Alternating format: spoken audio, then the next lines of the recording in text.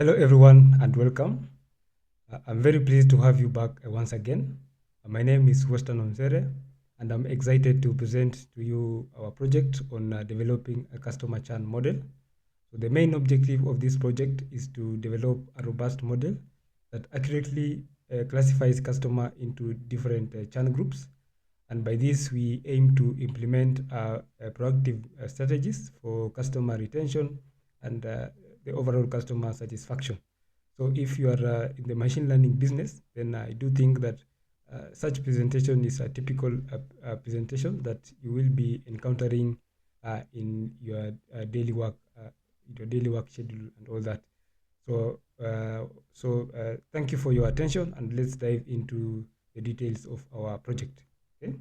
So for this project, I'm just using a fictitious company. So I've just chose that my company is an e-commerce platform with the name ABC. So I'm going to take you through the company overview. So ABC is a small e-commerce platform that offers a diverse range of products, including electronics, apparel, home goods, furniture, and so much more. ABC has been in operation for the last 6 years, and during that time, it has experienced a rapid growth thanks to its strategic investments, especially in technology and logistics. And these investments have enabled the ABC to streamline their operations and improve the overall customer experience. Also, part of their success, which is a little bit tidbit about ABC, is that the success also has been driven by their skilled marketing team that is best known for their ability to achieve high customer acquisition rates and through their innovative campaigns and targeted strategies. So as the company strives to grow and expand, their sole focus remains to deliver quality products, exceptional services, and foster strong customer relationship. Okay? So I'm just going to go deeper into the statistics to show how the company has been doing. So the first metric that we're going to look at is the ABC new customer growth over time. And for the time element, I'm going to use time period between Q1 of 2023 to Q2 of 2024. And this is a line graph that shows how the company has been acquiring new customers. So to start with, you can see that in the first quarter Q1 of 2023, you can see that about the company acquired about the e-commerce platform acquired about 10,000 new customers. In Q2 of the same period, you can see it was about 12,000 new customers. Q3, you can see it's about 25,000 of these new customers. While Q4, you can see that figure increased to about 16,000 about 16,800 new customers during that period. So you can see that all along the company, the e-commerce platform has been welcoming in new customers, and you can see that the data shows that a consistent increase in the new customer, a consistent increase in the number of new customers each quarter, starting from 2023. Also, you can see that there is a peak. This increase in new customers, you can see that there was a peak at Q4 of 2023, suggesting particularly effective marketing campaigns and promotions during that period. So it's starting from Q1 of 2023 to Q4 of 2023. And after that, you can see that this growth started to slant. So you can see that the growth rate slows, but in any way, it still remains positive, in indicating the various ongoing efforts to attract new customers. So of these new customers, another measure that we're going to look at is ABC's retention of these new customers. So we're going to look at the churn rate of these new customers during that the same time period, and the retained customers again during that time period. So I'm just going to note on the key points that 64% of new customers have chosen to stay with ABC.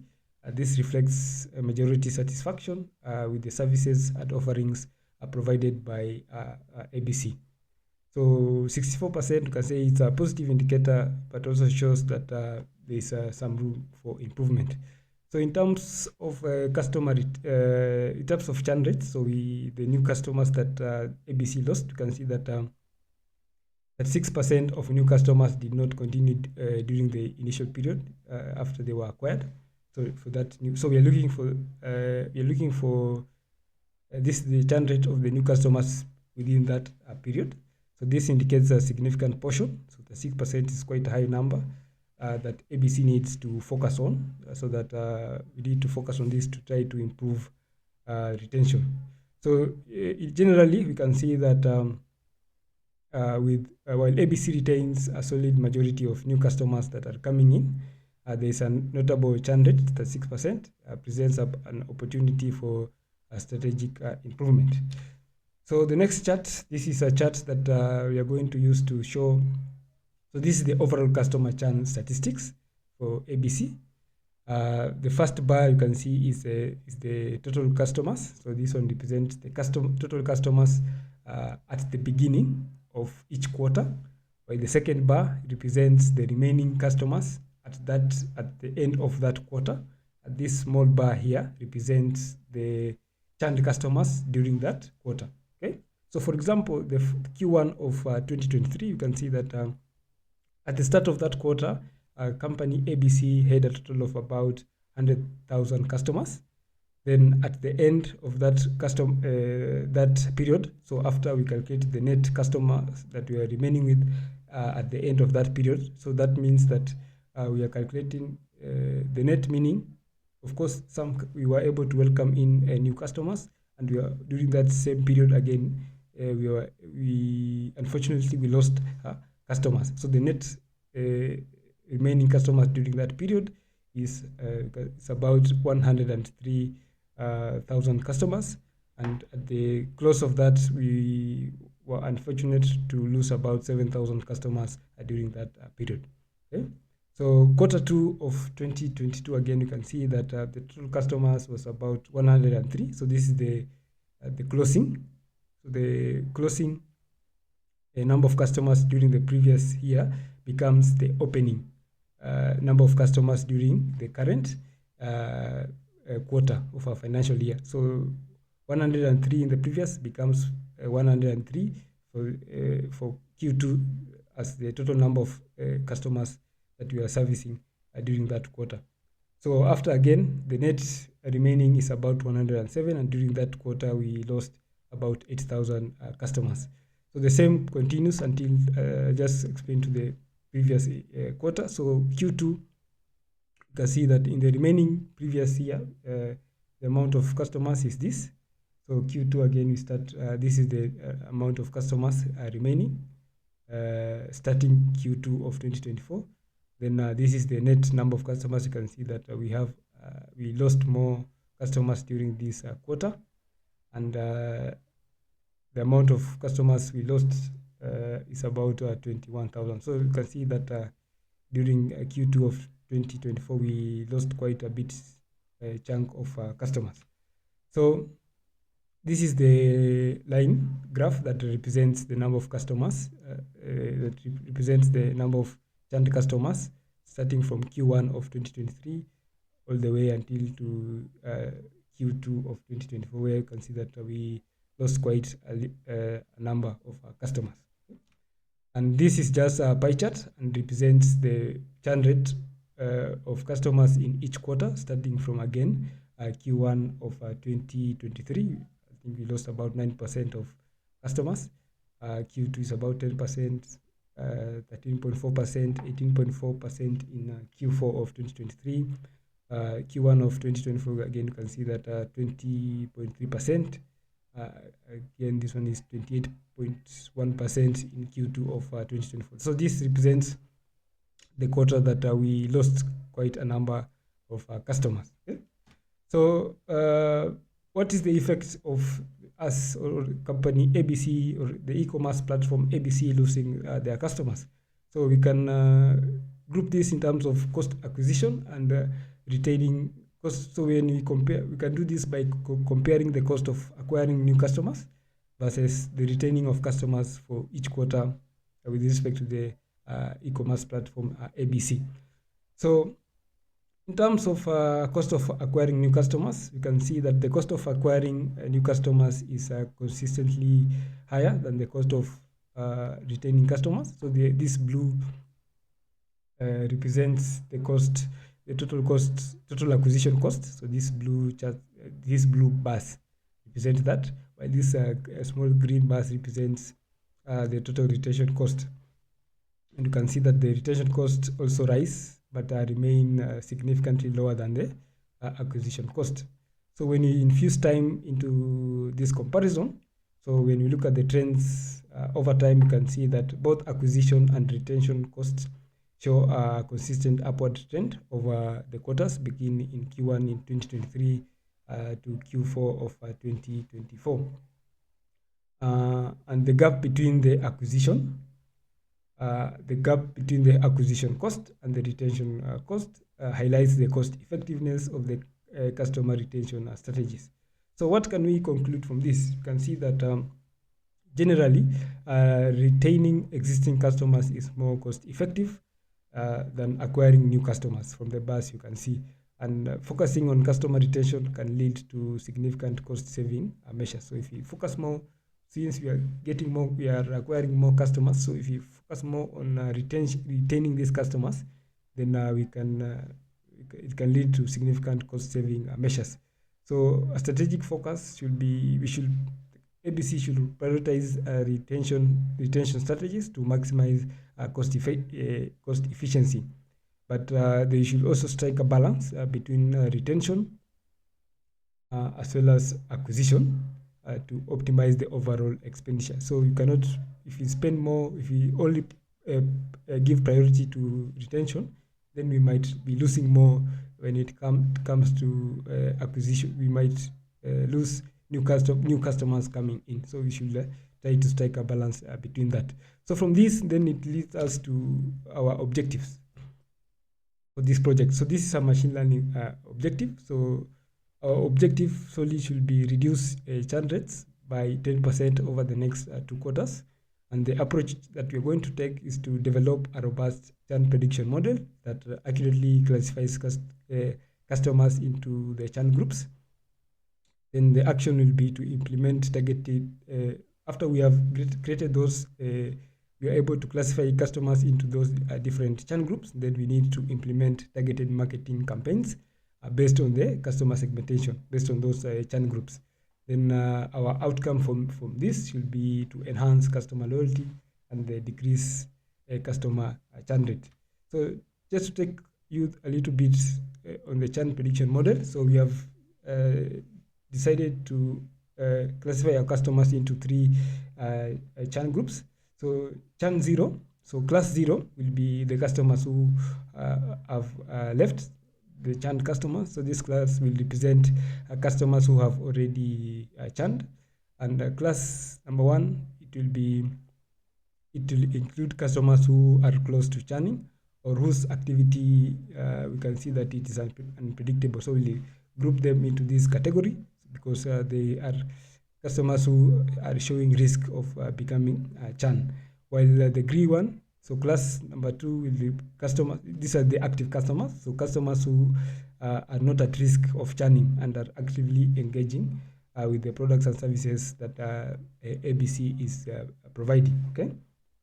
So that is how our churn prediction model will look like.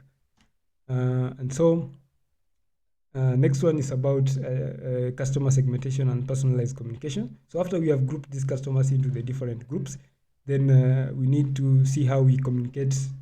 The mode of communication with the customers in these different groups will be different. So here we'll mostly look for a way where we can use in terms of email communication. So our model will also encompass this. So after we have classified a customer is either churn group, at risk group, or active group, then we are able to we'll create an automated system that will enable us to send those personalized communication. So for churn group, the theme in terms of our message will be to offer targeted incentives, discounts, or personalized recommendations so that we are able to re-engage these customers. So we are able to shift them from the churn group to the active group.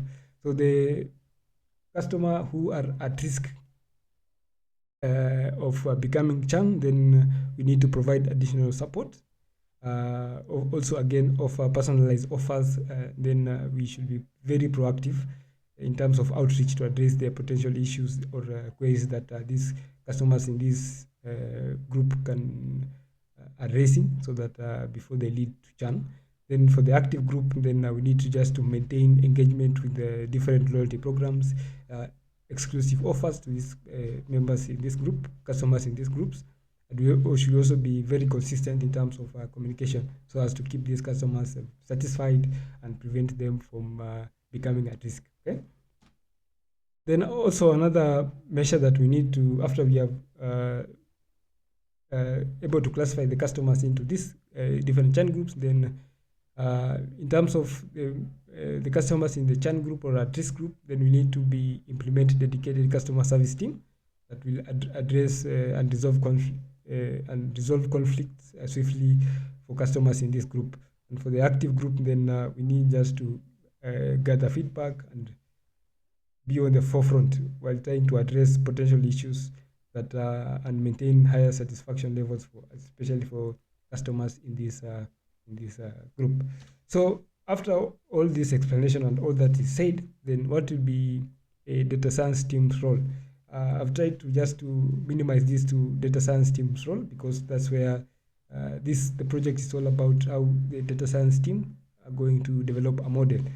So of course you will be working in tandem with other teams, such as the sales teams, the finance team, the marketing team, and the tech support and all that. So, but I'm just only focused on the data science team. So the data science team, their role will be insights gathering. So from the data, they will be able to analyze customer data and able to identify the churn patterns, so do some exploratory data analysis on the data that they're going to use, and probably derive some insights from the data. Also, part of their objective will be to develop a model, come up with a model. So they will be needed to build and validate a churn prediction model. So that will be I think that will be the core objective of this group. Then after that, they will provide recommendations for personalized customer retention strategies. So based on the insights from the exploratory data analysis that this data science team conducted, then from there they are able to provide recommendations for personalized customer retention strategies. Again, they are not going to work alone, as I had alluded earlier. They are going to work in tandem with other teams, sales teams, finance team, marketing, and all that. Okay, so I think that is what we are going to discuss, or that's what we are going to do as a data science team. We are going to develop a model that will enable the company classify customer according to channel levels.